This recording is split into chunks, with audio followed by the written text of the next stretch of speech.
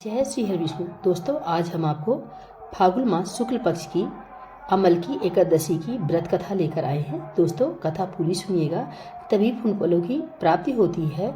हिंदू धर्म में फाल्गुन मास के शुक्ल पक्ष की एकादशी को अमल की एकादशी, आंवला एकादशी, रंग भरनी एकादशी, श्रीनाथ द्वारा में कुंज एकादशी और खाटू नगरी में खाटू एकादशी के नाम से जाना जाता है। इस एकादशी में भगवान विष्णु के साथ साथ आंवले के पेड़ की भी पूजा होती है। मान्यता के अनुसार जो कोई भी इस एकादशी का सच्चे मन से व्रत रखता है, उसकी सभी मनोकामना पूर्ण हो जाती है और मोक्ष की प्राप्ति होती है। आइए सुनते हैं एकादशी व्रत कथा। वैदिश नाम का एक नगर था जिसमें ब्राह्मण, क्षत्रिय, वैश्य और शूद्र सभी वर्ण आनंद से रहते थे। उस नगर में हमेशा वेद ध्वनि गूंजा करती थी और वहाँ किसी प्रकार का कोई अपराध नहीं होता था। साथ ही उस नगर में चैत्र रथ नाम का एक चंद्रवंशी राजा राज करता था जो अत्यंत विद्वान और धर्मी था। उस नगर में हर कोई सक्षम था, कोई भी व्यक्ति गरीब और कंजूस नहीं था। साथ ही उस नगरी के सभी लोग विष्णु भक्त थे और एकादशी का व्रत किया करते थे।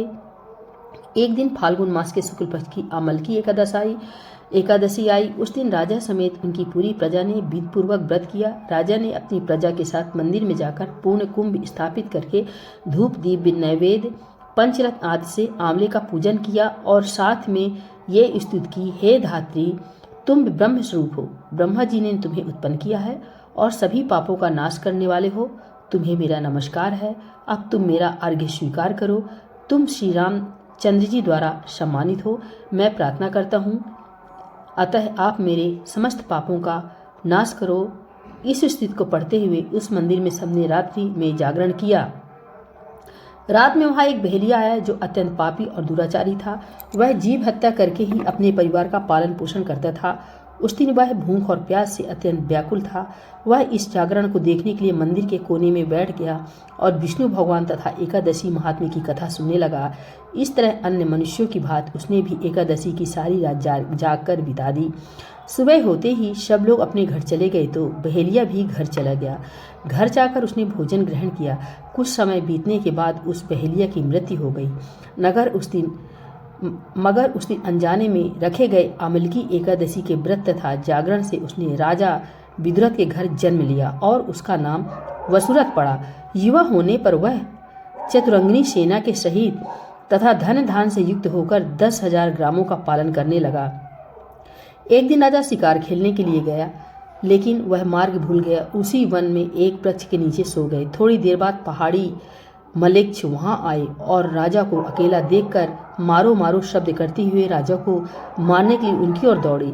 मलेच्छ कहने लगे कि इसी दुष्ट राजा ने हमारे अनेक संबंधियों को मारा है तथा देश से निकाल दिया है, अतः अब इसका अंत अवश्य होगा। ऐसा कहकर वे सभी मलेच्छ उस राजा को मारने के लिए दौड़े और एक प्रकार के अस्त्र शस्त्र उसके ऊपर फेंके गए, लेकिन वे सब अस्त्र शस्त्र राजा के शरीर पर गिरते ही नष्ट हो जाते। अब उन मलेच्छों के अस्त्र शस्त्र उल्टा उन्हीं पर प्रहार करने लगे थे, जिससे वे सभी मूर्छित होकर गिरने लगे।